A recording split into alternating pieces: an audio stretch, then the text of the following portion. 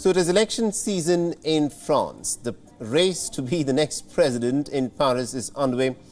And the first round of voting will, of course, take place on Sunday, the 10th of April. And in case there is no clear winner, then there will be a second round of a runoff election that will take place on the 24th of April. With just a few days left, the campaigning is getting ever more polarizing. And this week, anti-Semitism appeared to take center stage. The death of a Jewish man has turned into a political battle. And Emmanuel Macron's rivals say that he is simply not doing enough to combat anti-Semitism.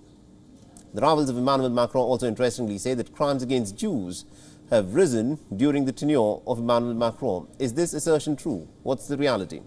Our next report gets you the details. This was Jeremy Cohen, 31-year-old observant Jew. A resident of the Bobigny commune in Paris. 2 months back, he died in what police deemed a traffic accident. The headlines suggested he was run over by a tram. Turns out that wasn't the case. This footage has been released by Cohen's family. It shows the moments leading to his death. In the video, the victim is seen being attacked by a mob. He then runs onto the street to escape them, but collides with an incoming tram. He was evacuated to a nearby hospital. He succumbed to his wounds. Cohen's family claims the police lied to them about the cause of death. They're calling his death a case of hate crime against Jews. The prosecutors maintain the attack was not discriminatory. The statements collected so far do not show that the attack was committed for discriminatory reasons. There is no evidence to date to establish with certainty that the victim was wearing a yarmulke at the time of the violence, whether or not it was apparent. But the family's efforts have worked. They have reopened the investigation, also ignited a political battle. You see, France is in election mode. The voting begins in 4 days, and the candidates are seizing on this crime for political points. They say it shows the rise of anti-Semitism under Emmanuel Macron. Leading the charge is Eric Zemmour, a far-right presidential candidate. He was the first to raise this issue on social media.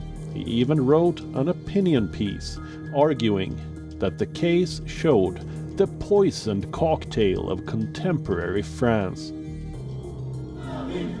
The National Front's Marine Le Pen has made a similar charge. She says the crime was covered up by French authorities and that this shows the rise of savagery in France.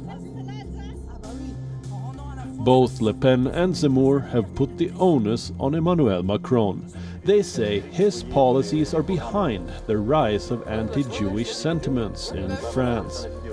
Macron has refuted these allegations. He has ordered what he calls a transparent probe and accused his rivals of political manipulation.